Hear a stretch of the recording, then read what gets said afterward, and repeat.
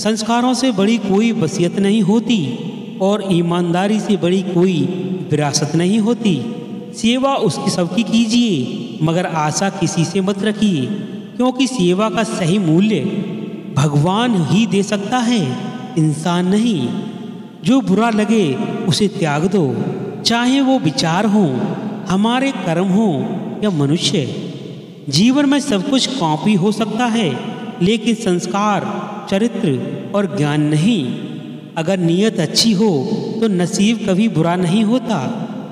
अहंकार और संस्कार में फर्क है। अहंकार दूसरों को झुकाकर खुश होता है, संस्कार स्वयं को झुकाकर खुश होता है। अपना वो होता है जिसके साथ बातें खुलकर की जा सके, ना कि संभल कर। दूसरों के दिल से दुआ करो, तुम्हें अपने लिए मांगने की जरूरत नहीं पड़ेगी। जो हम दूसरों को देंगे वही लौट कर आएगा, चाहे वो इज्जत हो, सम्मान हो या फिर धोखा। उस लम्हे को बुरा मत कहो जो आपको ठोकर पहुंचाता है, बल्कि उस लम्हे की कदर करो, क्योंकि वो आपको जीने का अंदाज सिखाता है। दौलत भीख मांगने पर भी मिल जाती है, लेकिन इज्जत कमानी पड़ती है। जो समय पर साथ दे वही अपना है, बाकी सब सपना है। जब कोई दिल दुखाए तो चुप रहना बेहतर है, क्योंकि जिन्हें सब जवाब नहीं देते उन्हें वक्त जवाब देता है। रिश्तों की पहली शर्त सम्मान है। जो आपको सम्मान नहीं दे सकते वो रिश्ता नहीं निभा सकते। किसी के साथ टाइम पास करने के लिए रिश्ता मत रखो, बल्कि रिश्ता निभाने के लिए टाइम। अपने मन की किताब ऐसे व्यक्ति के सामने खोलना जो पढ़ने के बाद आपको समझ सके। इस दुनिया में जितने भी लोग महान हुए हैं वो हमारे लिए अपने अनमोल विचार की विरासत छोड़कर गए हैं। उनके प्रेरणा देने वाले कथनों को हमने पिरोया है। आज की हमारी वीडियो में हमने ऐसे ही बेहतरीन विचारों का संग्रह किया है जो आप सभी के लिए जीवन और ज़्यादा बेहतर बनाने का काम करेंगे। कहते हैं विचारों में बहुत शक्ति होती है। ये वो चीज़ है जो मानसिक रूप से बहुत ही निर्बल हो चुके व्यक्ति की भी जोश फूंक देते हैं और उसे ही सही राह पर अग्रसर करते हैं। महान और विद्वान लोगों द्वारा कही गई बातें और उनके अनमोल विचार बहुत ही पुराने समय से लोगों को सफलता की राह पर दिखाते हैं।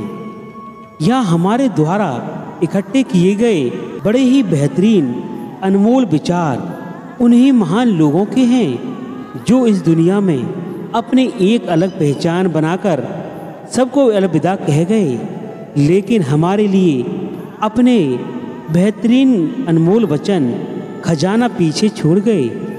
उन लोगों को द्वारा कही गई ये बातें यूं ही नहीं हैं, बल्कि ये उनके खुद के जीवन का अनुभव है। इनके विचार वास्तव में किसी के जीवन में उत्साह और जुनून पैदा करने का दम रखते हैं। कहते हैं ना कि अनुभव उम्र के हिसाब से मिलता है। ये सारे अनमोल विचार अनुभव के आधार पर ही बने हैं। जीवन को समझने के लिए ये बहुत कुछ ही महत्वपूर्ण बातें हैं जो हमारी लाइफ को जीने का रास्ता दिखाएंगी। तो आइए इस वीडियो के माध्यम से हम इन अनमोल विचारों को बड़े ही ध्यान से और वीडियो को पूरा देखना, और वीडियो अच्छी लगे तो चैनल सब्सक्राइब करना। जिन लोगों का भाग्य उनका साथ नहीं देता उनके दोस्त भी नहीं होते। पानी अगर मर्यादा तोड़ने पर आ जाए तो तय है विनाश, और अगर जुबान मर्यादा तोड़े तो फिर होता है सर्वनाश। जिन लोगों को दूसरों की कुछ ज़्यादा फिक्र होती है ना वो खुद इस दुनिया में अकेले रह जाते हैं। कोई भी काम करने के लिए जिस शक्ति की ज़रूरत होती है वो है विश्वास। सबसे बड़ी कोई शक्ति नहीं होती। जब किसी आदमी को ज़्यादा सोचने की बीमारी लग जाती है तो वो होश में रहकर भी बेहोश ही रहता है। जब तक हम खुद पर विश्वास नहीं रखते तब तक भगवान पर भरोसा करना भी मुश्किल है। इस दुनिया में ज़्यादा सीधा और भोला होना भी अच्छा नहीं है। ज़्यादा सीधे पेड़ काटे जाते हैं, जबकि टेढ़े मेढ़े भी बच जाते हैं। लोग आपसे कहते हैं कि आप अच्छा और बेहतरीन करें, लेकिन इस दुनिया की सच्चाई यह है कि यहाँ कोई भी नहीं चाहता कि आप उनसे बेहतर करें।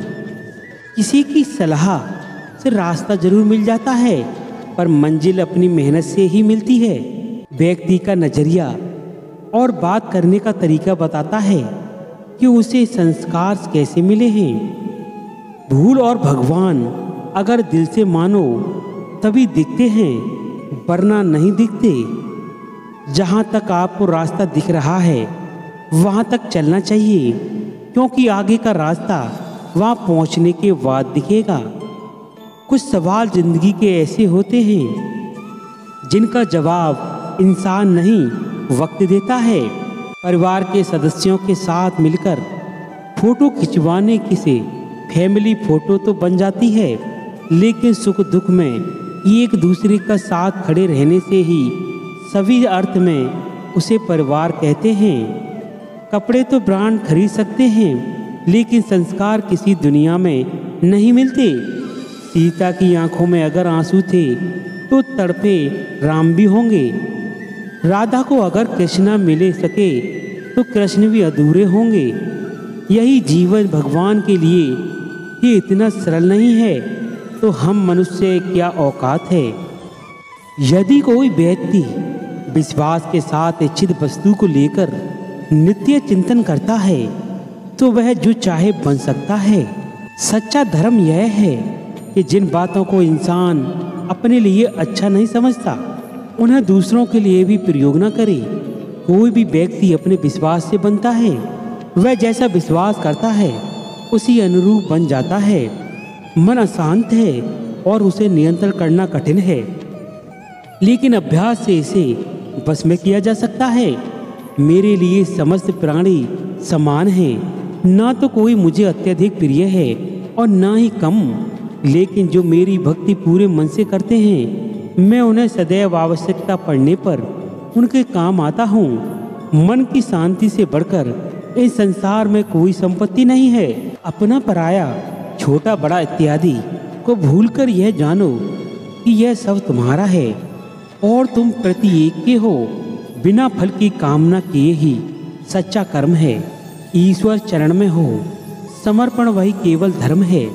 जो व्यक्ति कर्म करता है उसके मन में भ्रम पैदा होता है, जिससे उसका बौद्धिक तर्क नष्ट हो जाता है और तभी व्यक्ति का धीरे धीरे पतन होने लगता है। गीता में लिखा है, जब इंसान की ज़रूरत बदल जाती है तब इंसान के बात करने का तरीका भी बदल जाता है। इस संपूर्ण संसार में आप कीर्ति मृत्यु से भी अधिक खराब होती है। सदैव संदेह करने वाले व्यक्ति के लिए प्रसन्नता ना तो इस लोक में है और न कहीं और। जीवन में सफलता का ताला दो चाबियों से खुलता है, एक कठिन परिश्रम और दूसरा दृढ़ संकल्प। कठिन परिश्रम से बचने के लिए व्यक्ति को भाग्य और ईश्वर की इच्छा जैसे वाहनों की बजाय चुनौतियों का सामना करना चाहिए। गीता में कहा गया है, कोई भी अपने कर्म से भाग नहीं सकता, कर्म का फल तो भुगतना ही पड़ता है।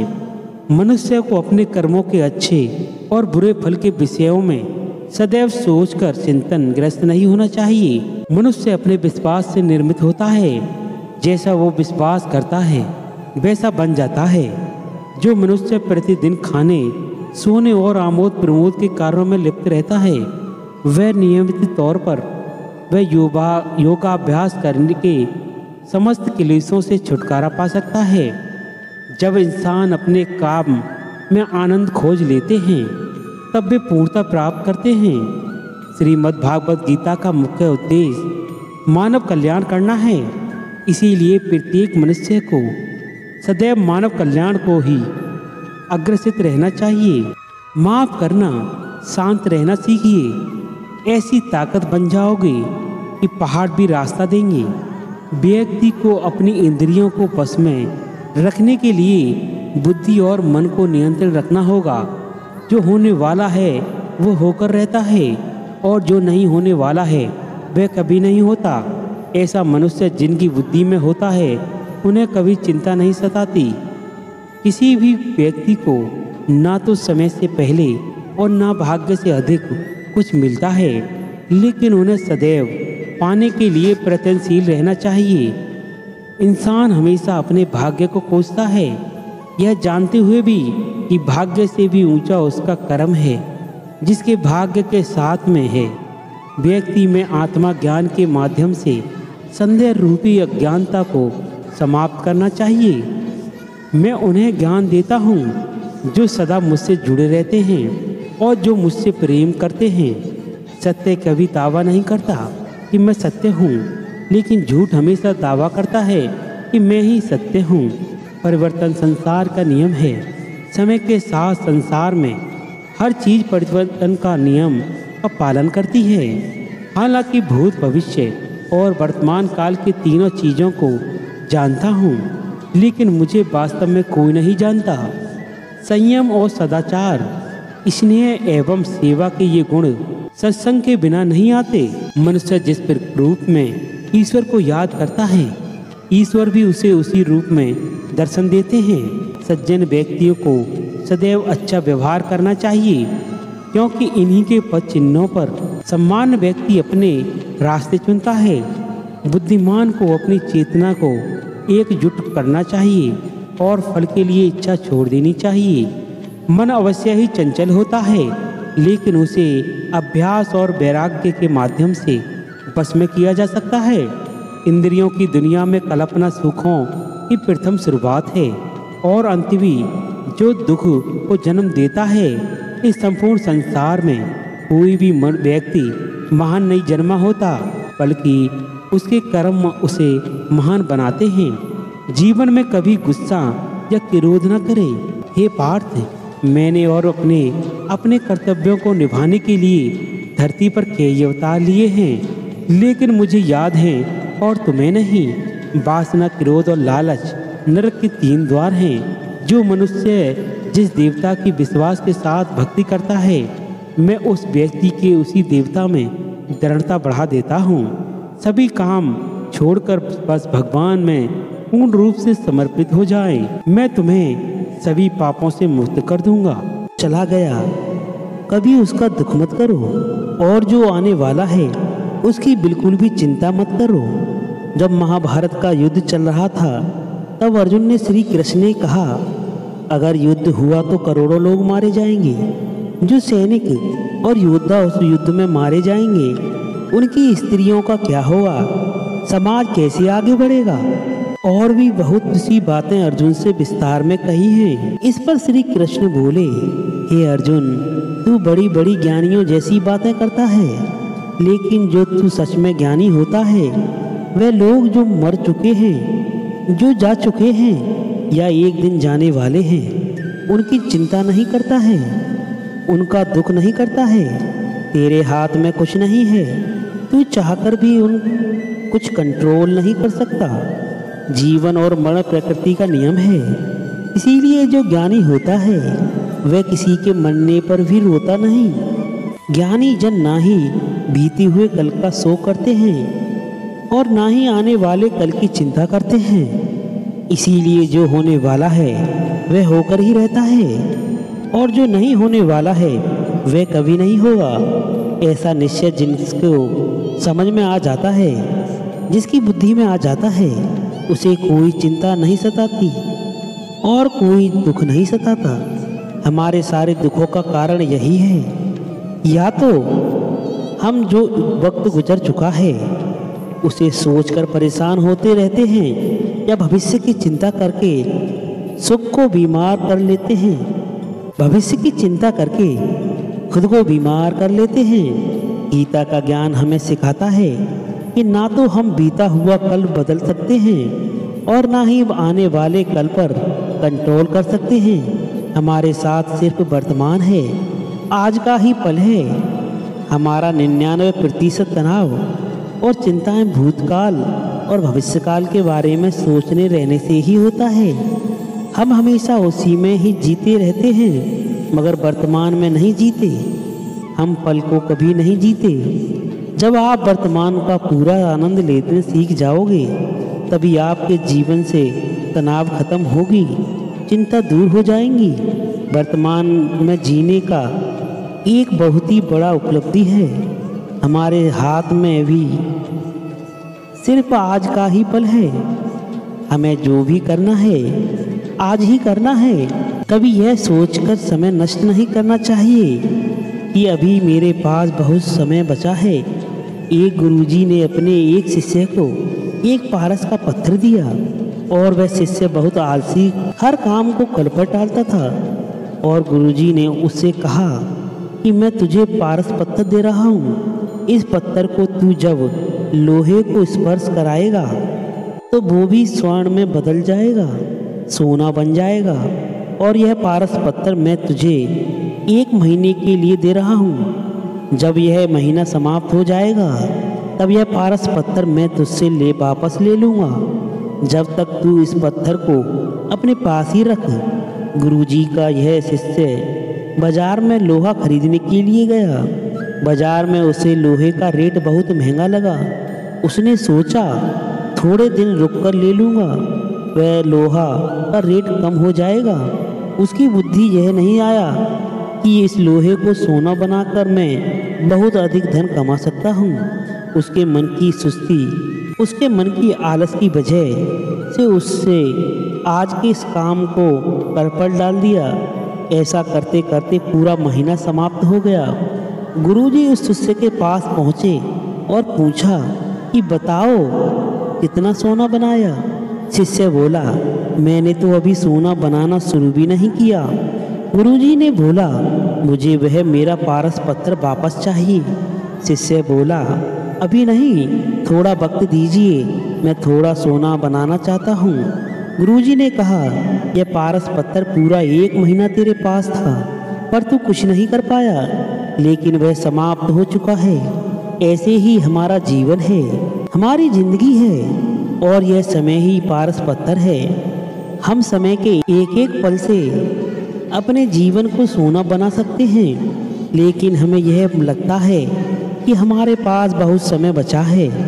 एक दिन जिंदगी को जी लेंगे, एक दिन जिंदगी में खुश हो जाएंगे, लेकिन वह दिन कभी नहीं आता और हम जिंदगी भर भागते रहते हैं, चिंता करते रहते हैं, दुखी होते रहते हैं, लेकिन जिंदगी को जीना सब भूल जाते हैं। इसीलिए गीता का ज्ञान हमें यह सिखाता है कि आप आज में जीना सीखो, इस पल में जीना सीखो।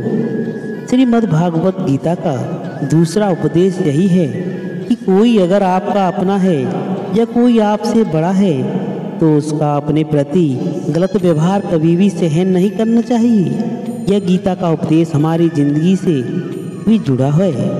हम अपने मन की अधिकार तकलीफ़ों को यह सोचकर जिंदगी भर सहते हैं, यह तो मेरा अपना है, यह तो मेरा बड़ा है, इसको हम कैसे कुछ कह देंगे तो हमारे रिश्ते ही खराब हो जाएंगे, हमारे रिश्ते ही समाप्त हो जाएंगे।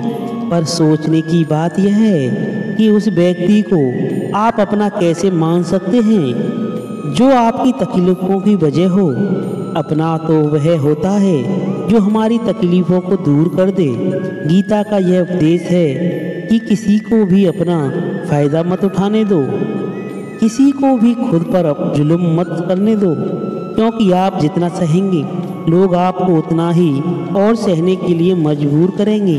गीता का पहला अध्याय अर्जुन निषाद योग और दूसरा अध्याय जिसका नाम साख्य योग है, उसके आरंभ में अर्जुन ने कृष्ण के आगे अपना दुख प्रकट किया है। हे केशव, मैं कौरवों से कैसे युद्ध कर सकता हूँ? यह सब तो मेरे अपने ही हैं। मैं कैसे भीष्म पितामह और द्रोणाचार्य से युद्ध करूँगा, क्योंकि वह दोनों मेरे पूजनीय हैं। इसीलिए उन गुरुजनों को मारने से तो अच्छा है कि मैं भिक्षा के अन्न को खाकर अपने जीवन का गुजारा करूं। और जिन कौरवों में मैं युद्ध करने जा रहा हूं वह धृतराष्ट्र के पुत्र मेरे भाई ही हैं, मेरे अपने ही हैं। इन सबको मारने से अच्छा है कि मैं सन्यासी बन जाऊं। श्री कृष्ण ने अर्जुन से कहा कि यह कौन अपना है और कौन पराया है। जो अधर्म करता है उसके साथ युद्ध करना तुझे मोक्ष और मुक्ति देगा। तू अपने इस मन के भाव को त्याग दे, नहीं तो सारा जग तेरी निंदा ही करेगा, तुझे डरपोक कहेगा। बात अपने पराई की नहीं है, बात धर्म और अधर्म की है, बात सही और गलत की है। तू गलत को सहेगा, उसका अंत नहीं करेगा तो गलत करने वाले को और बल मिल जाएगा, वह और भी गलत करेगा। इसीलिए मन के मोह को त्याग करके तू युद्ध कर। एक और कहानी भी है। जब अर्जुन के पुत्र अभिमन्यु की युद्ध में मृत्यु हो जाती है तब अर्जुन बहुत दुखी होता है, रोने लगता है। वो श्री कृष्ण से कहने लगा, मेरा पुत्र मर गया है, मैं यह दुख बिल्कुल भी सहन नहीं कर सकता, मैं अपने आप को समाप्त कर लूँगा। फिर भगवान श्री कृष्ण उसे आत्माओं के लोक में लेकर गए, जहाँ अभिमन्यु आनंद से बैठा हुआ था, क्योंकि उसने सत्य योजित व्यवहार किया था, इसीलिए उसे उत्तम पद पर प्राप्त हुआ था। जब अर्जुन अभिमन्यु के पास रोते रोते गया तो उसने पुत्र को देखकर बहुत प्रसन्न हुआ। उसे गले से लगाकर कहा, हे पुत्र, तेरे बिना तो मैं जी नहीं सकता, मैंने तो अपने जीवन की आशा ही त्याग कर दिया है। तो अभिमन्यु कहने लगा कि आप कौन हैं? अर्जुन बोला, तेरा पिता हूँ, तू मेरा पुत्र है। तुम अभिमन्यु कहने लगा कि कौन पिता कौन पुत्र, मेरे हजारों जन्म हुए, किसी जन्म में मैं आप मेरे पिता बनते हैं और किसी जन्म में मैं आपका पिता बनता हूँ। आत्मा का ना कोई माता पिता होता है और ना ही कोई पिता होता है। जब अर्जुन ने देखा कि मेरा पुत्र मुझे पहचान ही नहीं रहा तो उसका सारा मोह खत्म हो गया। इसीलिए गीता के इस उपदेश को ठीक से समझ लो कि कोई अपना पराया नहीं है। जो बुरे वक्त में, तकलीफ के वक्त में साथ दे, सिर्फ वही हमारा अपना है, बाकी सब पराये हैं। गीता का तीसरा उपदेश यह है कि मौत से डरना बिल्कुल व्यर्थ है। श्री कृष्ण ने गीता में कहा है कि यह संसार मृत्यु लोक है, जिसका आज भी जन्म हुआ है वह एक दिन जरूर मर जाएगा। जिसका आरंभ हुआ है उसका अंत अवश्य होगा। हम इसे रोक नहीं सकते। जैसे हम रोज कपड़े बदलते हैं वैसे ही हमारी आत्मा नया शरीर धारण करती है। मृत्यु सिर्फ इस जीवन का एक नया आरंभ है, इस जीवन का अंत नहीं है। आत्मा कभी नहीं मर सकती और ना ही इसे कोई मार सकता है। इसीलिए मौत का डर मनुष्य को सबसे ज़्यादा लगा रहता है। मौत का दुख भी इंसान को सबसे ज़्यादा होता है। एक पेड़ में दो पक्षियों का एक जोड़ा रहता था। दोनों को एक दूसरे से बहुत प्रेम था। उन्होंने साथ जीने मरने की कस्में खाई थी। एक दिन वहाँ एक शिकारी आ गया और तीर चलाकर वहाँ बैठे मादा पक्षी को मार दिया। तो वह अकेला नर पक्षी रोने लगा कि मैं तुम्हारे बिना कैसे जी पाऊंगा। तुम्हारी जगह मेरी मृत्यु आ जाती, मेरा जीवन तुमको मिल जाता। रोकर वो बहुत विलाप करने लगा। इतने में ही वो शिकारी दूसरा तीर चलाया और उस पक्षी को भी मार दिया। गीता में यह कहानी हमारी ही है। हम भी रोते रहते हैं जब कोई मरता है, तो क्योंकि हमें यह नहीं पता कि एक ना एक दिन हमारे जीवन में समाप्त हो जाएगा। हम भी उसी मृत्यु के पेड़ पर बैठे हैं, लेकिन हमारी शरीर का मिटना हमारा अंत नहीं है। श्री कृष्ण ने अर्जुन से कहा कि हे अर्जुन, तेरे में और मेरे अनंत जन्म हुए हैं। तुझे कुछ भी याद नहीं है, लेकिन मुझे सब याद है। जो व्यक्ति इस सत्य को समझ ले कि मैं यह इस संसार में कुछ समय के लिए आया हूँ। कोई मरता है तो क्योंकि हमें यह नहीं पता कि एक ना एक दिन हमारे जीवन में समाप्त हो जाएगा। हम भी उसी मृत्यु के पेड़ पर ही बैठे हैं, लेकिन शरीर का मिटना हमारा अंत नहीं है। श्री कृष्ण ने अर्जुन से कहा कि हे अर्जुन, तेरे और मेरे अनंत जन्म हुए हैं। तुझे कुछ भी याद नहीं है, लेकिन मुझे सब याद है। जो व्यक्ति इस सत्य को समझ ले कि मैं यहाँ इस संसार में कुछ समय के लिए आया हूँ, इसकी जिंदगी के सारे झगड़े, सारे दुख, सारी चिंताएं समाप्त हो जाएंगी। जब इस संसार में से आना ही है तो कुछ दुख किस बात का है। पहले के जमाने में साधु महात्मा लोग पैदल यात्रा करते थे। यात्रा करते करते वो एक नगर में पहुँचे। वह महात्मा बहुत थक चुके थे। उस नगर में उन्होंने एक महल देखा। उस महल में जाकर विश्राम करने का सोचा और वह उस महल में जाकर सो गए। जब उस महल में वहाँ का राजा पहुँचा तो अपने पलंग पर उस साधु को सोता हुआ देखकर बहुत हैरान रह गया। राजा उस महात्मा से पूछने लगा कि तुम मेरे महल में कैसे घुस आए और मेरे बिस्तर पर सो रहे हो। महात्मा कहने लगा कि हे, यहाँ तुम्हारा महल है, मुझे तो लगा कि यह धर्मशाला है। राजा ने कहा कि आपको मेरा महल धर्मशाला कैसे लगा। महात्मा ने राजा से प्रश्न किया, तुमसे पहले इस महल में कौन रहता था? तो राजा बोला कि मुझसे पहले मेरे पिता यहाँ रहते थे और उससे पहले मेरे दादाजी यहाँ रहते थे। महात्मा ने सिर्फ प्रश्न किया, क्या तुम इस महल में हमेशा रहोगे या तुम्हारे बाद कोई और रहेगा? राजा ने कहा कि मेरे बाद मेरा पुत्र इस महल में रहेगा। महात्मा ने राजा से कहा कि जिस जगह पर रहने वाले बार बार बदल जाते हैं उसे घर कैसे कह सकते हैं? वह तो धर्मशाला ही है। इसीलिए तेरे महल को धर्मशाला समझकर मैं इसमें रात बिताने के लिए आ गया। धर्मशाला जान जग को यह सब मेहमान हैं, मोह इससे मत करो, सब स्वप्न का समान है। अगर हम इस बात को समझ लें कि हम यहाँ कुछ समय के लिए आए हैं, आनंद के लिए आए हैं, खुश रहने के लिए आए हैं, हमारे सारे दुख समाप्त हो जाएंगे। जब हम अपना मोह यहाँ जमा लेते हैं, अपना दावा जहाँ जमा लेते हैं कि यह मेरा है, इसे मैं छोड़ नहीं सकता, इसके बिना मैं जी नहीं सकता, तो हमारा जीवन दुखों से भर जाता है।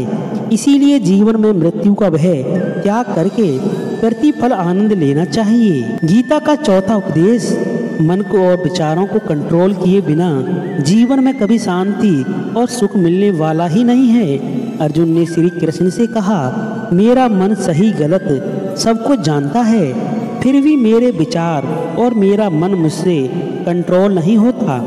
मैं जो करना चाहता हूँ मैं कर नहीं पाता और जो नहीं करना चाहता हूँ वह मेरा मन मुझसे जबरदस्ती करवा लेता है। इसीलिए मैं बेचैन हो गया हूँ, मुझे शांति प्राप्त नहीं हो रही।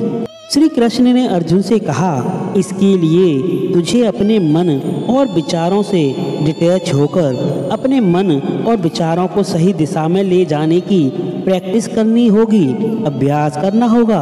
और यह एक दिन का काम नहीं है। जब तक तू अपने मन और विचारों की गुलामी का त्याग नहीं करता तब तक तुझे कभी शांति नहीं मिलेगी। एक राजा था, वह बहुत बेचैन और परेशान रहता था। वह एक दिन वह अपने गुरुजी के पास आया और उनसे कहने लगा कि मेरा मन बहुत बेचैन है, मैं बहुत परेशान हूँ। मैंने पूरे संसार को जीत लिया है, सब कुछ है मेरे पास, पर मैं खुश नहीं हूँ। मेरे मन में सुकून नहीं है, शांति नहीं है।